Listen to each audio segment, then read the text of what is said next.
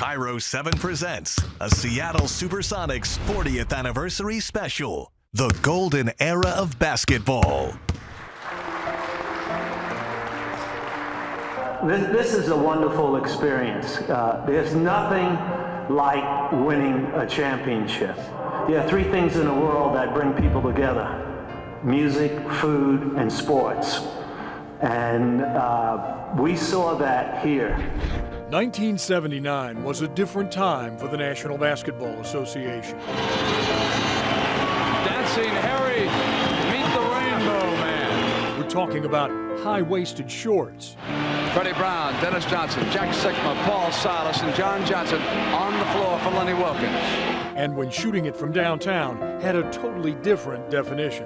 CJ taking him downtown, put it in, and he was fouled. Freddie will come up to the free throw line. But Seattle reigned supreme, and all was well.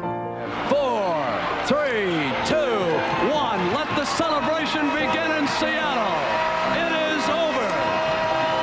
June 1st, 1979. The Seattle Supersonics won their only NBA title, ending a 6-decade championship drought for professional sports in Seattle. Last play of the game clock winds down, you throw the ball up in the rafters.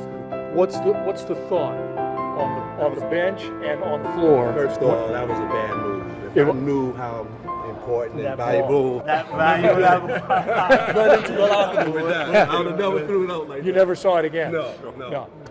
In 1917, the Seattle Metropolitans became the first American team to win hockey's Stanley Cup.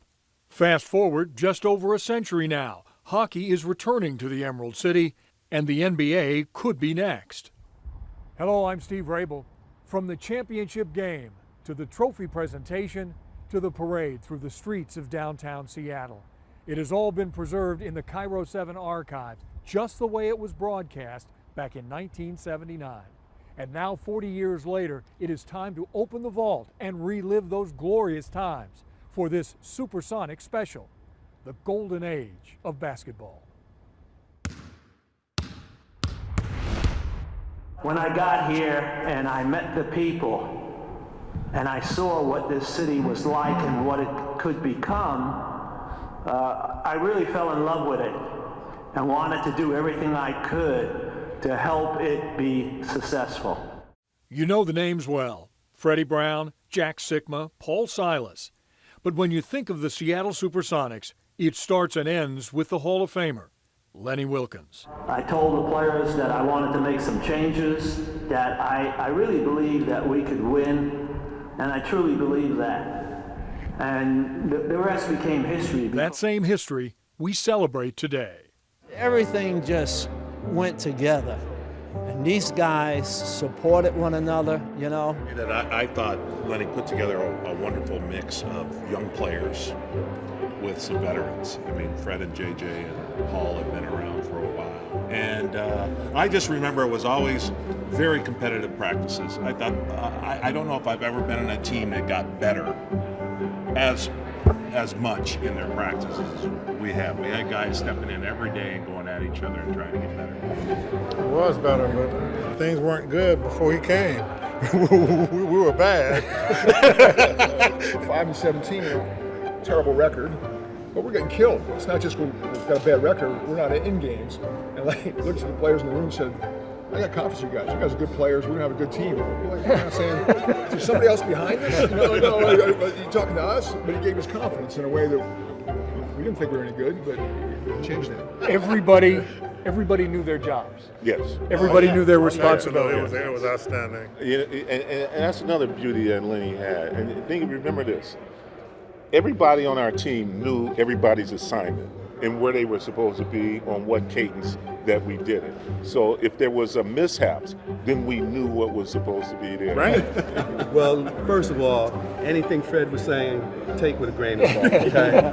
But I've been listening to you guys. It's been great. I think the thing that really separates us from most teams, and I don't know if there was a scientific study of this, but if you like your teammates or you have certain bond with your teammates, does that necessarily mean, does that translate to winning? I don't know, but it didn't hurt us. I mean, I knew they knew exactly what I was talking about. We prepared. like Jack was saying. Our practices, we worked on stuff. Come on, you talk about if we were going to trap or rotate or whatever, everybody knew what they were supposed to do.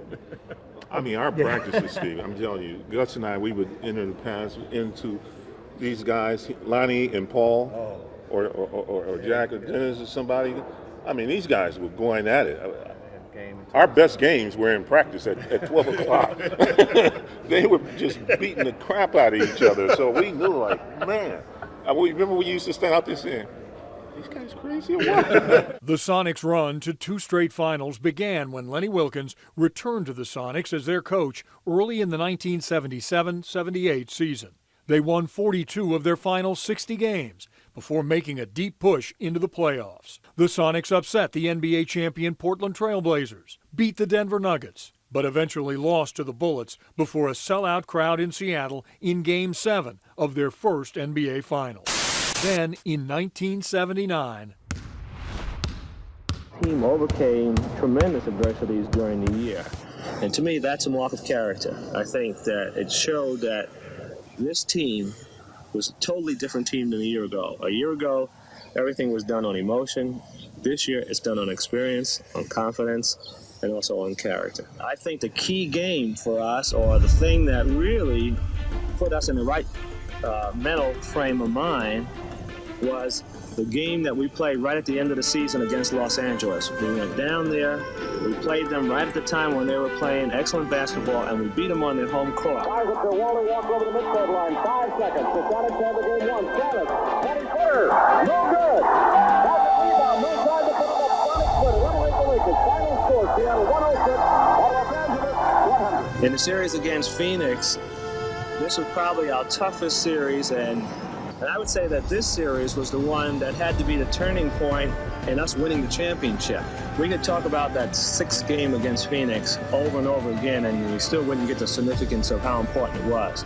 And one of the key things of that game was the play of Paul Silas, who gave the team the emotional lift that it needs. Sometimes it has to come from the players within themselves and not the coaches. We can prepare players and get them ready for the game, but sometimes your peer, someone among you, has to be the guy that gives you the lift. And Paul Silas was not going to let the Sonics lose that game at all. I mean, he was going to do everything possible to win. But the Sonic lead is at 2.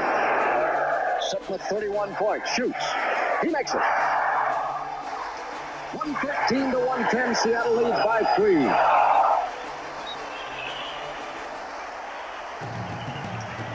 Second shoots. He hits. 114 to 110. The Suns no timeout. And Dennis Johnson steals the inbound pass, rolls the ball near the ceiling, and the Sonics win the Western Conference NBA Championship. Final score. Tonight's final score: the Seattle Supersonics 114 and the Phoenix Suns 110. And from that point on, when we won that 7th game, we felt that all we had to do was go out and play the way we're capable of, and we could win the world championship. So now we leave the Phoenix series knowing how close we came to losing. It taught many lessons, and it also got us ready for the championship series against the Washington Bullets. the rematch, a year in the making, but the Sonics would leave no doubt about it this time around. Elvin will take it low, turn on, Sigma misses. Loose, run down by Dennis Johnson. On the dribble, he got past right. Henrich comes with him. Dennis comes in with a field goal, and he's fouled. Score it for DJ Dennis Johnson out of Pepperdine. It's Game 5 of the NBA Finals. We begin period number 4, 69-66. The Supersonics lead the series 3-1, but trail the Washington Bullets all game until late in the fourth. Here are Brent Musburger and Rick Barry on the call. JJ comes out. Brown maneuvers. 8 on the shot clock. 7 hanger. Seattle leads for the first time. Freddie's like a pitcher in baseball. He's got so much junk, you never know what's coming up. There's Freddie Brown a moment ago, that leap and leaner shot. He actually wanted to pass the ball. CJ backed up him, he leaped in and banked it right off the glass softly. Here we go again. Game 4 was beautiful. beautiful down the stretch, and this one is shaping up the same way. Dennis Johnson across the timeline now. Sends it to John, then lob into Sigma. Unseld, pawn, scratching, clawing, and Sigma hits two. He didn't even hit the net with that shot. 7 minutes and 35 seconds now left in game 5 in regulation time. Downtown, 2 more. Put him up for Freddie. Allard assigned to him. Inside, backdoor to Dennis. Turns on Dandridge and puts down 2 more. Dennis Johnson has played an unbelievable series. 16 points now for DJ. CJ taking him downtown, put it in, and he was fouled. Freddie will come up to the free throw line. Now it's John Johnson. Sigma in low. Jack wants to turn on Unseld. West is there. It's one-on-one. Clear out. Put down to the blonde blonde from Illinois Wesleyan. The Rainbow Man has this Landover, Maryland crowd in a frenzy right now. Here's Dandridge. Elvin will take it low, turn on, Sigma misses. Loose, run down by Dennis Johnson. On the dribble, he got past right. Dandridge comes with him. Dennis comes in with a field goal, and he's fouled. Score it for DJ Dennis Johnson out of Pepperdine. 88-85, Seattle. Williams and Elvin Hayes directing traffic, and Gus puts him at 90-85. It's a 5-point Sonic lead. And there is the champagne inside the Seattle locker room as they close in on a world championship in Landover. They got to help everybody now. They know they're going to go to these guards. Gus hit a big shot a moment ago. They got to help. Double up. Bickerstaff is out on the floor. Williams dishes the side. It's Dennis Johnson. Dennis, it's a 4-point lead. Gus at the line. Gus Williams, the Sonics leading by 2, and now it's 3 in 12 seconds, and now you can feel it. That's the big one. All they got to do now on defense is put their hands in their pockets, give them a basket, but just drop it back down in the middle defensively, make them shoot outside, and do not commit a foul. That's a 4-point lead in 12 seconds, and the Bullets will quickly huddle up around Dick Mutta now. They'll get down and fire quickly and try to pressure the inbounds pass. Meanwhile, the Sonics congratulating themselves over there in the corner, and I imagine folks all throughout the state of Washington and in Seattle, down to the great Northwest now, are reaching for the champagne, Hot Rod. No question about that, Brent. They richly deserved it when you could come away from home and win, and they've done it. We will be inside that Sonic locker room if they capture this championship, and there's nothing quite like the first one.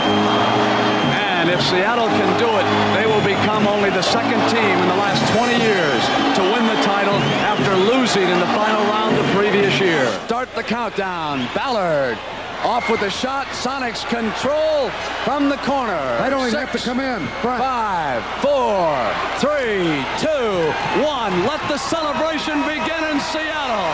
It is over. The Seattle Supersonics have won the NBA World Championship Series in 5 games, beating the Washington Bullets 97-93. But listen to the crowd in Landover. Listen to this display of sportsmanship. They're actually applauding everyone. Not a boo in this. Really applauding the play of both Seattle and the Bullets.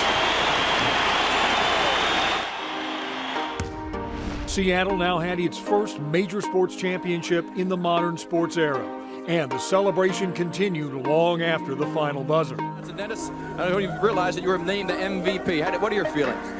Right now, I'm ecstatic. I don't know what to say. I'm happy. I'm happy for the team. I'm happy for Seattle. Listen, it had to be a tough year for you. You played so well last year. You lost in the 7th game, and up until that game, we all felt that you would have been the MVP in that series. And then you lost it, and yet you came back, had a great season, and here you are, and you've got it. Just determination. We thought we should have had last year, but we blew it. Natural just blew it. We came back this year with a lot more determination, hustle, a lot more guts, and we pulled it off. Paul, you've been there before. This team reminded me a great deal of the way you played together, the unity you have with the old Celtic team.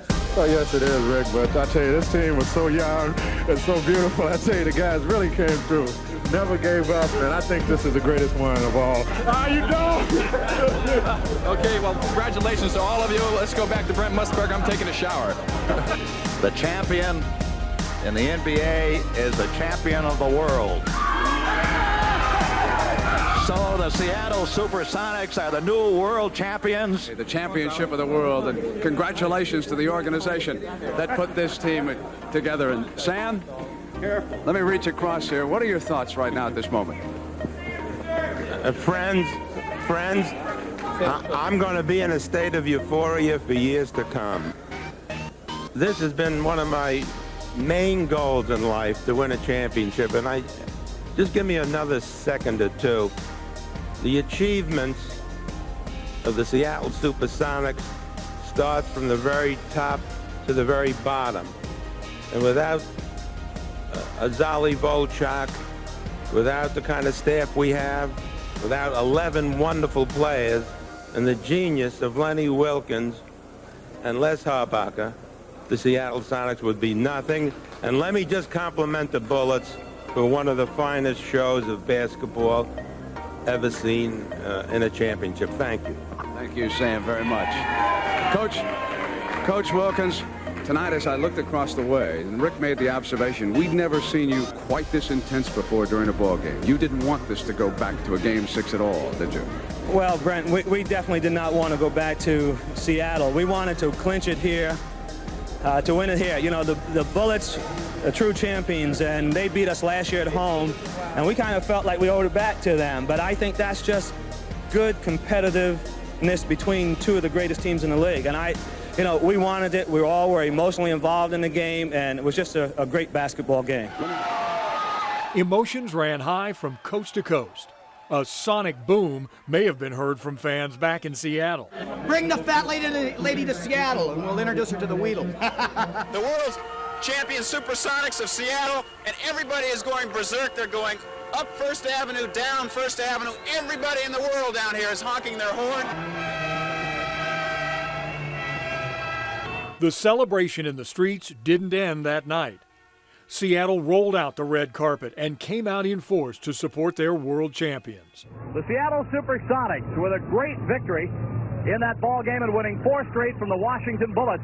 And as we said, the crowd estimated by security forces at probably as much or possibly as much as 30,000. Nobody seems to really know, but I'll tell you, the crowd is just incredible. It was so unbelievable. You know, where we stayed, we had a lot of people that we knew, but when I came back, I didn't know that those people were going to be there. And when I came back out, they were all there and just waving at me and everything, and it was just outstanding. You know, they parked us out on the tarmac somewhere, and you just looked outside and there was just fans everywhere, you know, and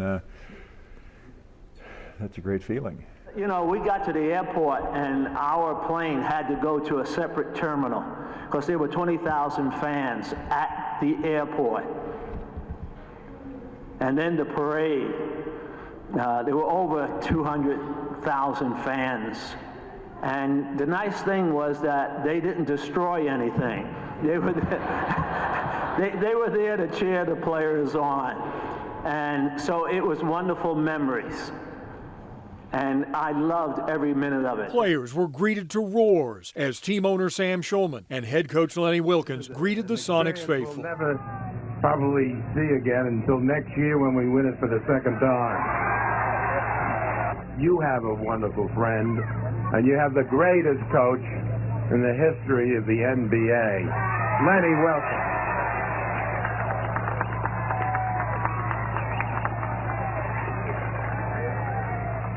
Just a few statements.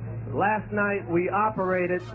The operation was successful. We removed the fat lady's tonsils. Days later, the buzz from the city's first championship in decades lingered in the streets. Downtown Seattle swarmed with affectionate Sonic fans for over 3 hours Monday to see their heroes begin a 3-mile parade from Pioneer Square to the University Square. The players appeared to ride on the shoulders of more than 250,000 people who lined the streets, the sidewalks, windowsills, rooftops. The crowd around 4th and University stopped the parade and then moved up to 5th and University, where the stage was set up. And whereas this team is neither a bird nor a plane, but supersonic, now, therefore, I, Charles Royer, Mayor of the city, etc., do hereby proclaim Monday, June 4th, as Sonics Day in Seattle. You're really something, and like one of those dudes said, I don't know who said it, but we're going to return next year with another championship. Thank you. It's been a long time coming, and I know how all you feel, and I feel the same way that you do. Thank you very much. We deserve it. Are you ready? Give me an F! Give me an O! Give me an N! Give me an I! Give me a C! Give me an F! And although it's been 4 decades since that joyous and jubilant parade around Seattle, the fond memories remain top of mind for many on that championship team. It was unbelievable. I hadn't even done that. You know, I had won championships before, but not the way they were doing that. And it was just outstanding. And everybody just was there and wanted to do things with us. And it was outstanding. It was just great. They were with us in '78 when we lost. It was amazing. You know, I like to say that was Seattle back in the good days.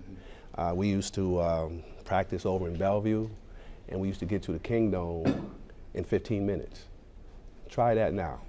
You know, you can't get to the bridge in 15 minutes. So back then, the town was much more intimate, and I mean, wherever you went, they knew you, and they really embraced you. So it was great back then. So now it's the best kept secret. It's out. Everybody and their brothers in Seattle now. 40 years later, that same Sonics team reunited in Seattle to celebrate the glory days and look ahead to when a reborn Sonics franchise returns to the Pacific Northwest. Now I, Dow Constantine, Executive of King County, do hereby proclaim today, February 7th, 2019, to be Seattle Supersonics 1979 Champions Day in King County. And it's always fun to see the guys.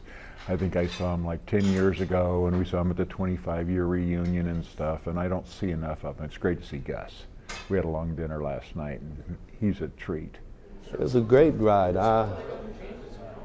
That's what this reunion is all about. I think that there are some guys that I see 2 or 3 times a year. I come out from New York 2 or 3 times a year to play in Lenny's golf tournament or Jacob Green's golf tournament. So I see them because they live here. But other guys like Dennis Autry, Paul Salas, Dick Snyder, those guys I haven't seen like 30, 40 years. So it's really good to see them. And we didn't miss a beat. I mean, we jumped right in and gave each other the business and started talking about the good old days. And it's a really great, special feeling.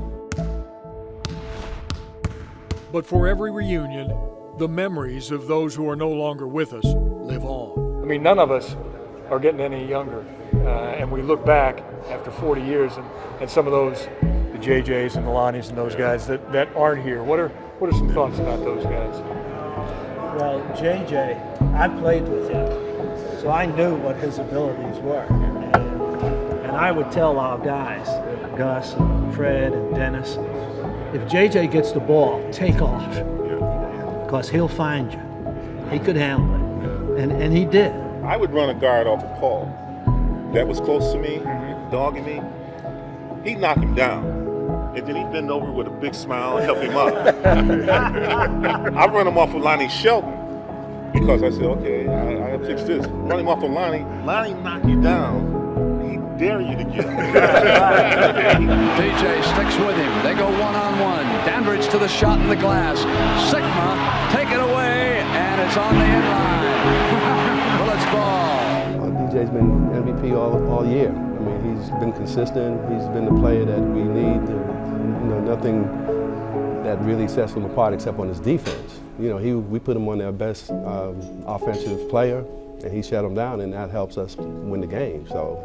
He was one of the first guards that really, well, I shouldn't say the first guards, you had the Jerry Wests and stuff like that, but he was a total force. I mean, defensively he was so tough. And, big shot came, he wasn't afraid to take it. And so DJ was, he was a great player. That's all I can say, just a great player. July 2nd, 2008. Is known as one of the grimmest days in Seattle sports history. After a long legal battle, the Sonics' 41-year run in Seattle came to a close. One final thing, there's so much uncertainty right now. How are you handling this? And you're kind of the face of the franchise now. Do you talk about this a lot, or are you just waiting to see what happens? No, I'm just waiting to see what happens. I think it's right around the corner to see what we're going to do next year. And, I'm looking forward to, wherever we go. And I just got to play the game and continue to work hard and, help this team win. Would it bother you if you did leave Seattle, though? It would. I love Seattle. I've only been here for a year. My home is here. My family's moved out with me, and I love it here. But like I said, I have no control. Wherever we end up, we end up. Representatives from 3 NBA teams say they will support moving the team out of Seattle. KIRO 7 Eyewitness News reporter Chris Eggert is live with the latest developments, including statements made late this afternoon from NBA Commissioner David Stern. Chris? Well, Monique, it was Stern, it was the mayor of Oklahoma City, and it was also Sonics owner Clay Bennett, all saying the same thing, essentially. It's not a matter of if Seattle will leave downtown Seattle, but when. 3 members of the committee concluded that they would recommend to the relocation committee that it recommend that the franchise be permitted to relocate from Seattle to Oklahoma City. Tonight, that vote moves Seattle one step closer to losing the Sonics. In another vote, the NBA Board of Governors will be deciding the team's fate in New York City. They say time heals all wounds. Weasel, weasel, weasel. But for Sonics fans, that couldn't be further from the truth. For him to think that somehow or another that everybody's forgiven and forgotten about that, the loss of the team, every time you see Oklahoma City play in the NBA playoffs and everywhere else, you're reminded, of the loss of the Sonics, and you're reminded who was responsible for that loss. A city searching for answers, starving for basketball, sits idle like the rush hour traffic it produces. We made our home here in Seattle. Our kids grew up here. This is a wonderful city. You've seen how it has taken off. It's the IT capital of the world, and certainly deserves a basketball team. It's great, and it just goes to prove that, Seattle needs a team back here. It's ridiculous. I think that everybody's been, I don't know, has it been 10 years since the Sonics? 10 years, 8, 9, 10 years? So, I don't know, it's coming, it's coming, and it'll be well deserved, because at the time when they moved, they were one of the best franchises in the NBA, so it didn't make business sense anyway. So I'm sure it's going to be here, and when it happens, I'll be back in Seattle more often. I hope they get another team. There's no town, no city in the country that deserves a team more than this does. You're always going here, they're taking teams there, going to make us a world-class city. This is a world-class city. You don't need the Sonics to make it world-class, but it would really be nice to have a team back. They deserve it. Well, when they got the team away from here, that was one of the worst things that I ever seen that had happened. And now it hasn't come back that long, but I just know it's going to happen, and I'm hearing maybe one of the 2 teams that are out are going to come, and I just hope it does, because when it does, I'm not going to come all the time, but I'm going to come here and watch this game and watch everybody play here. So it's going to be great. First off, I want to get a shout out to the Seattle Storm for holding it down and winning the championship. Much love. On behalf of myself, NBA, and my organization, my teammates, we'd like to thank you guys for coming out, supporting us. I know it's been a rough 10 years. NBA is back in Seattle for tonight, but hopefully it's back forever soon.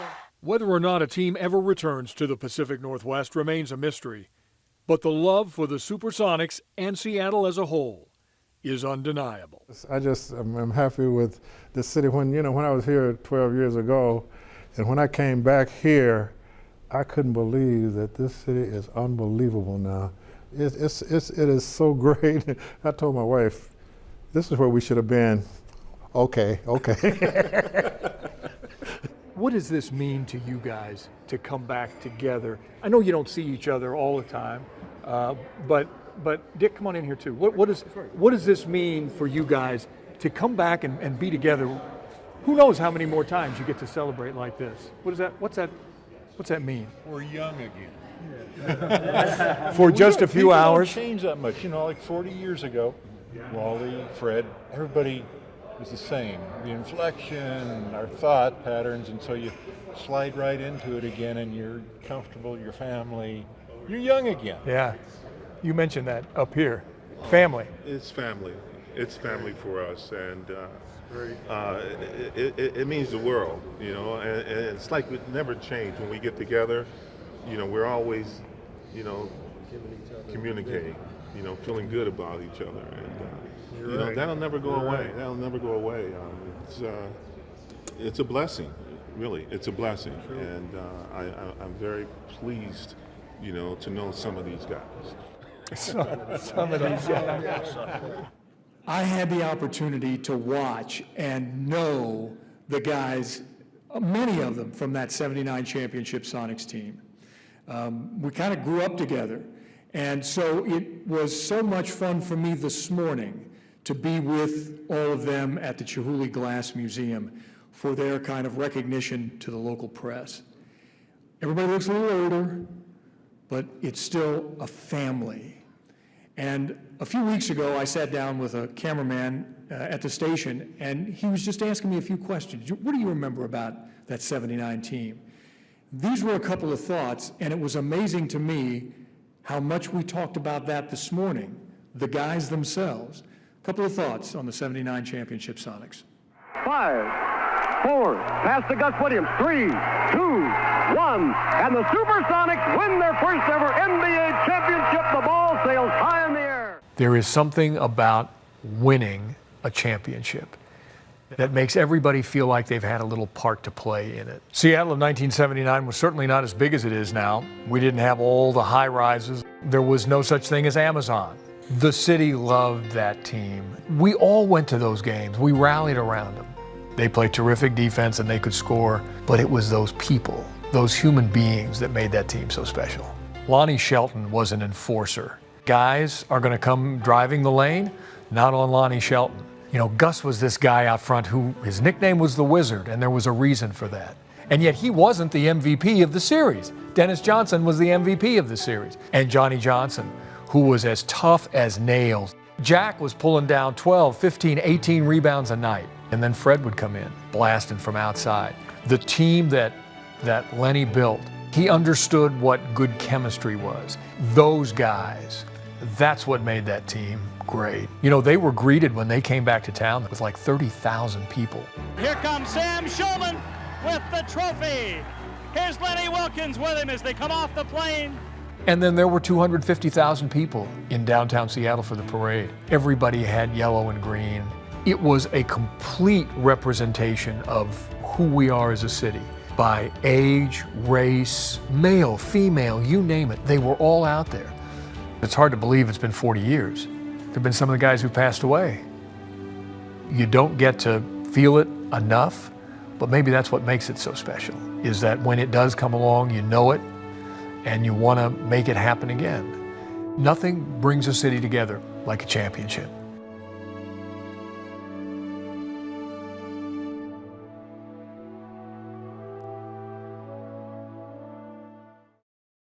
You're watching a Supersonic special, celebrating 40 years a champion.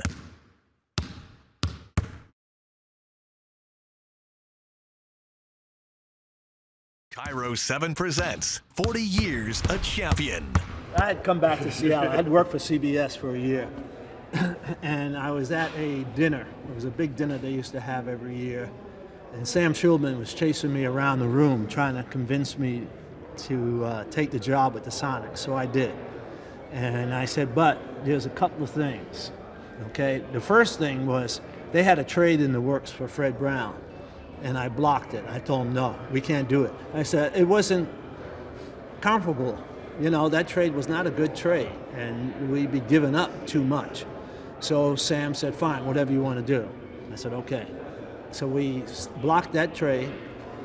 Then I made the other trade for Tom Burleson, for Marvin Webster, and I made them, we gave them, I forget what it was, a 4th round pick.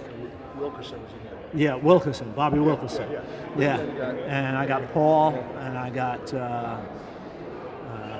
Willie Wise. Willie Wise, right, that's right. And I said, these guys will give us experience, okay? They'll help our bench because we didn't, we were too young. So we got that going. And then when the draft, Coach was getting a little weak-kneed about selecting Jack. And I said, no. I said, hey, let me tell you something. Because I was at Kansas City. He didn't even know it, And I watched him play. And I said, we're getting a guy that's going to give us double-figure rebounds, double-figure points. And I said, and if he gets to the foul line, he's going to make 8 out of 10. And so Sam went along with me. I mean, he really let me do all that. Then I picked up Gus. I agreed to San Francisco, didn't want to pay his deferred income. And so I said, how much was it? And when I found out how much it was, I said, we make the deal. And then I told Sam. but everything just went together. And these guys supported one another, Wally also. We got Wally. I got Wally and JJ from Portland. That's right. They had all as of a sudden champions. our bench now had guys who could come in and contribute. Did you guys realize the kind of chemistry when you were first here? Did it take some time during the course of the season to figure out what it was that he already saw, that chemistry that you guys had? I'll just say that I thought Lenny put together a wonderful mix of young players with some veterans. I mean, Fred and JJ and Paul had been around for a while, and this was that first year before he went to won the championship. He had Dick Snyder and Dennis Autry after that, and we had, Gus and DJ and I and Wally. We're trying to establish our careers, and I just remember it was always very competitive practices. I thought I don't know if I've ever been in a team that got better as much in their practices as we have. We had guys stepping in every day and going at each other and trying to get better. It was better, but things weren't good before he came. we were bad. And he came, and I started, and he said, I want you to go down and then come back up. I said, right on, because when I started, it wasn't good at all, So when I came back up, it was outstanding, and we just played so much better, and we did so good, He was outstanding. Can I talk about that first meeting? Because you referenced it earlier today in Kansas City. We're all sitting around. We're 5-17, terrible record, but we're getting killed. It's not just we've got a bad record. We're not in games. And looked at the players in the room and said, I got confidence in you guys. You guys are good players. We're going to have a good team. We're kind of saying, is there somebody else behind us? You're talking to us? But he gave us confidence in a way that we didn't think we were any good, but he changed that. You were the veteran. You were the leader on that team. What did you see in this group? Not much. Not much at Really? all. Yeah, it was very difficult trying to get them to get up to speed on everything. It was hard. Before he goes on, let me tell you something. He was starting. Okay. Yeah. He and Slick. And so I said, I talked with Fred. I said, hey, you could give us a dimension off the bench no other team has. He probably don't remember. No, it's true. It's true. Me and you, we started. No, it's true. Yeah, How tough was that? Yeah. No, it was easy because Lenny and I had the conversation, and it made all the sense in the world to me because we had a young Gus Williams and a young Dennis Johnson, and those guys could get out there. And a young Lonnie Shelton, because we talked about that's it. Exactly and we right. said, let those guys get out there and tire them out, and then we come in. And we get it done. You were tricking people way back then. You were tricking them way back then. And I would have the ball, right, and I would want to shoot, and he would grab it from me and say, you'll never shoot again. Everybody knew their jobs. Yes. Everybody knew their responsibilities. It was outstanding. And that's another beauty that Lenny had. And remember this. Everybody on our team knew everybody's assignment and where they were supposed to be on what cadence that we did it. So if there was a mishaps, then we knew what was supposed to be there, and everybody would just fall right into place. Can I say we really talk well on defense? Gus and Fred. Yeah. Hill. Here, Gus. Hill. They talk so clearly. Is that right? Defensive possession. Come on in here, Gus. No. It was team defense. That's what you do. You're communicating. It was communication on defense, right? Well, first of all, anything Fred was saying, take with a grain of salt, okay? But I've been listening to you guys. It's been great. I think the thing that really separates us from most teams, and I don't know if there was a scientific study of this, but if you like your teammates or you have certain bond with your teammates, does that necessarily mean, does that translate to winning? I don't know, but it didn't hurt us. That's all I can say. And when you look at you come back all the time. You guys have been back, stayed, business, all the rest. You also liked where you were.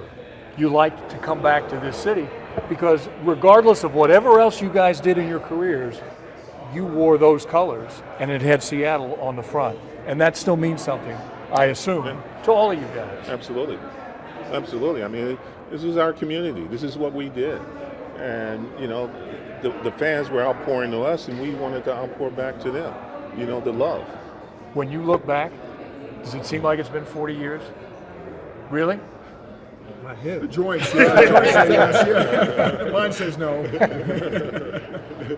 Jack? Yeah, there's some moments when it's 40 years, but what did it take us? Hour, 2 hours to get right back to where we were 40 years ago. What we're doing now, we did all the time, is jabbing each other. I think it started committed to each other whenever. I think it started right away when we said hi, right? Yeah, You pretty hugged each close. other, right? So I was the one that was holding back. Once again, I was leading the way for the team. You were That's what you do. You were passing it's again. It's what you did, passing again. Yeah. Were there any clips of that, Fred passing? Not many.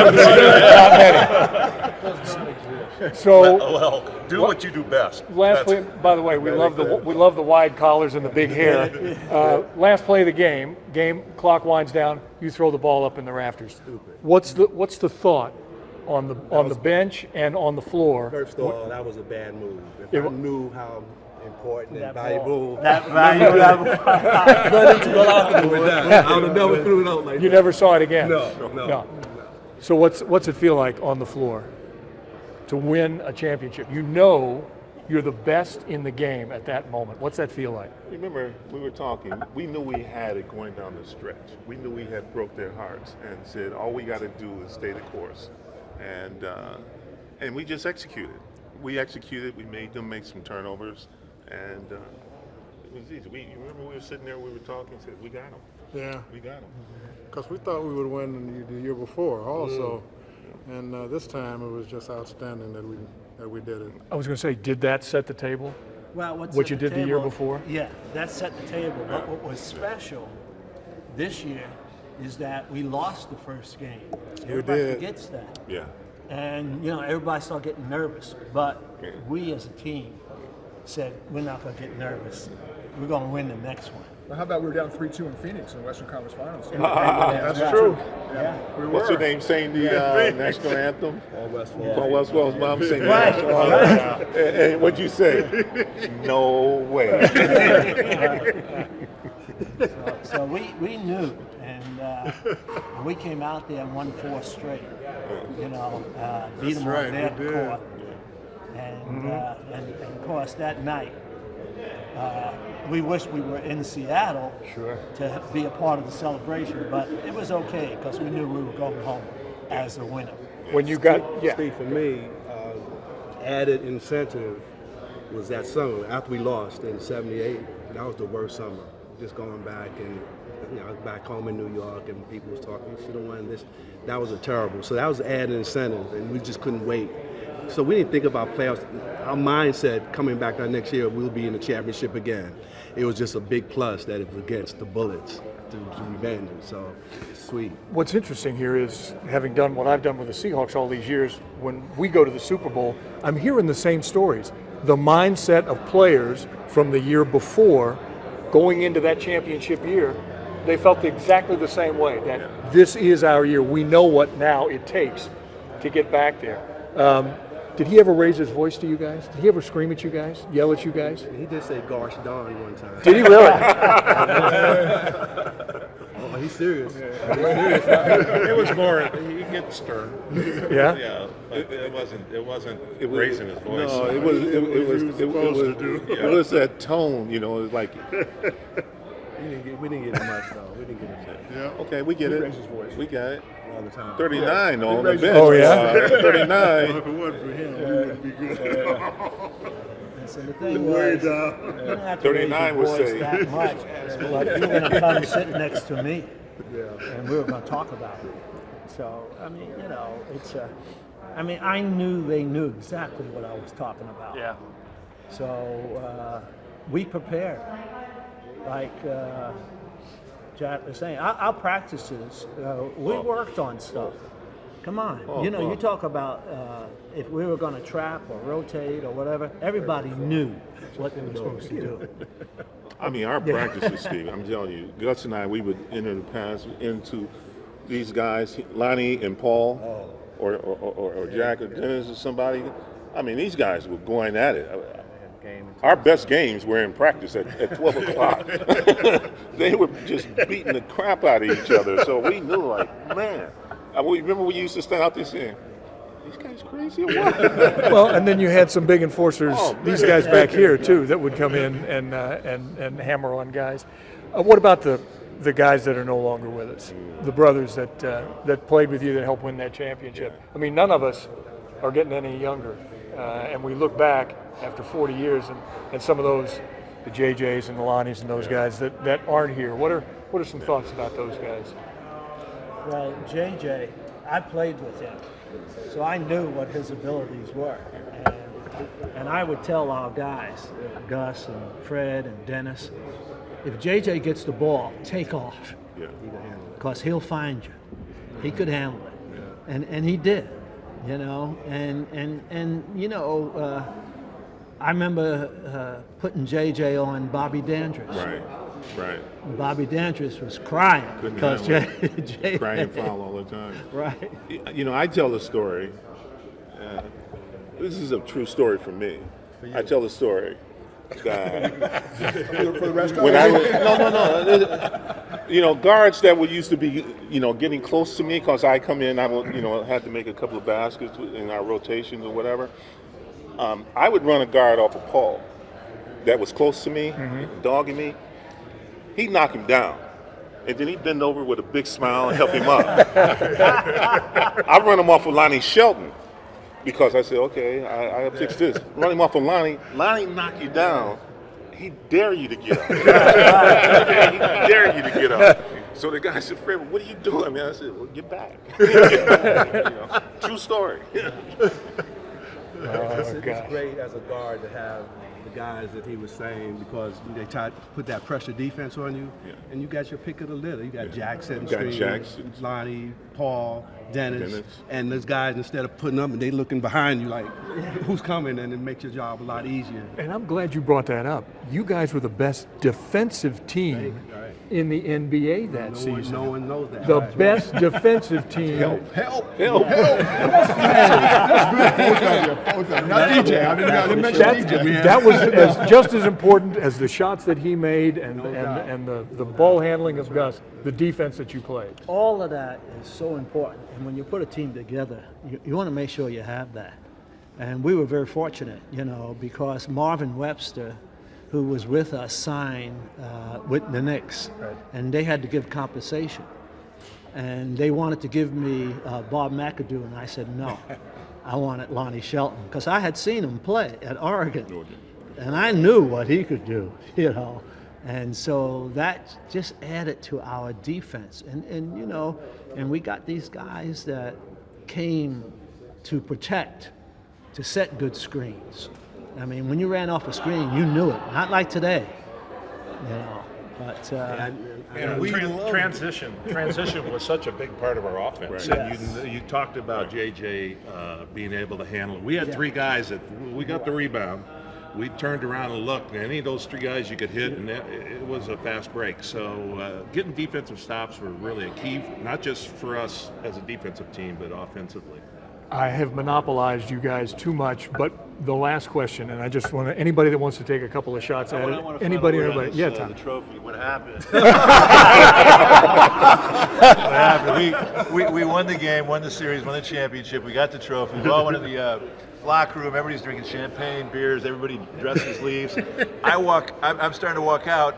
I'm the only one left. The trophy's there. And I said, I better take this so the janitor doesn't get it. That's what happened. That's what happened. That's the story, and you're sticking to it. Fred, you help me with the storytelling here? Before I let you guys go, and we will see you all tonight, and really, on behalf of everybody who's a fan and a friend that we've known each other for 40 years, thank you guys for all coming back.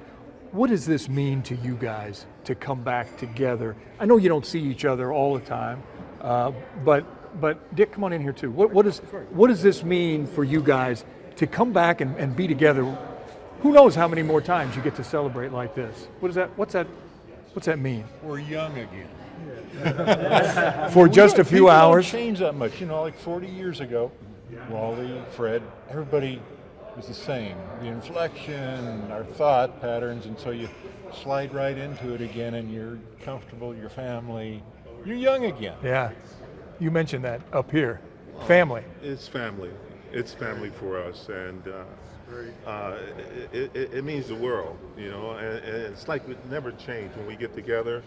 We're always, communicating, feeling good about each other, and that'll never go away. That'll never go away. It's a blessing, really. It's a blessing, and I'm very pleased, to know some of these guys. some of these guys. Those were truly fabulous memories.